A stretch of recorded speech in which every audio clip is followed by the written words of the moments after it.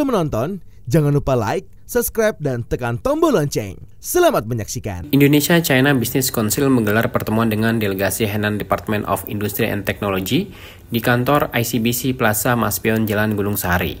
Ada 13 orang dari delegasi Henan yang datang ke kantor ICBC. Kedatangan mereka dipimpin oleh Deputi Director Henan Department of Industry and Technology, Cheng Guoping, dan diterima oleh pengurus ICBC. Di antaranya Ketua Harian ICBC Ali Hussein dan Wakil Sekjen ICBC Suryawan Wijaya, serta didampingi beberapa anggota ICBC. Dalam pertemuan ini, kedua belah pihak membahas rencana kerjasama di bidang industri dan teknologi. Dari delegasi Henan memaparkan potensi yang dimiliki Provinsi Henan, Tiongkok. Henan adalah salah satu provinsi terbesar di Tiongkok, terletak di bagian tengah negara tersebut. Provinsi ini memiliki banyak potensi dan keunggulan yang membuatnya menjadi salah satu pusat pertumbuhan ekonomi dan kebudayaan di Tiongkok. Henan memiliki sumber daya alam yang kaya, termasuk batu bara, biji besi, timah, dan berbagai mineral lainnya. Sumber daya ini telah menjadi landasan bagi perkembangan industri di provinsi ini, termasuk industri baja dan logam. Henan juga dikenal sebagai lumbung padi Tiongkok, karena memiliki lahan pertanian yang subur. Provinsi ini adalah salah satu produsen utama beras, gandum, jagung, dan berbagai jenis sayuran. Pertanian yang produktif ini mendukung ketahanan pangan Tiongkok dan menyediakan lapangan kerja bagi jutaan petani. Provinsi Henan juga berfokus pada pengembangan industri tinggi, termasuk teknologi informasi, otomotif, peralatan listrik, dan energi baru. Ini menciptakan peluang besar dalam sektor ini. Deputi Director Henan Department of Industry and Technology Cheng Guoping mengatakan, Henan siap untuk bekerja sama dengan Indonesia melalui ICBC dalam hal meningkatkan teknologi untuk berbagai bidang seperti mobil listrik, mesin processing, dan lain-lain. Henan ingin melakukan transfer teknologi dengan industri yang ada di Indonesia melalui penerimaan beasiswa kepada calon tenaga kerja di Indonesia. Hal ini penting agar tenaga kerja Indonesia dapat menjadi tenaga kerja yang unggul, bermutu dan melek teknologi mutakhir.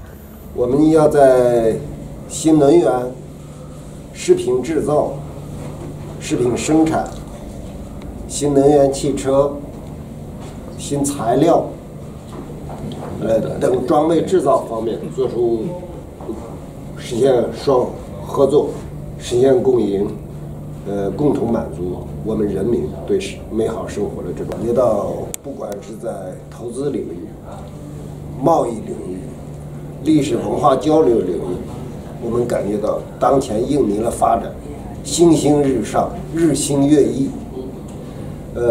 我们相信呢，因为河南已经有了强大的工业基础，有了强大的人文历史渊源，我们相信在双方一定能够寻找合的机会，特别在当前印尼在基础设施领域、电力建设领域、环保领域、食品加工领域都跟河南有很强的互补性和兼容性，我们一定能够通过我们的合作实现这种互利共赢。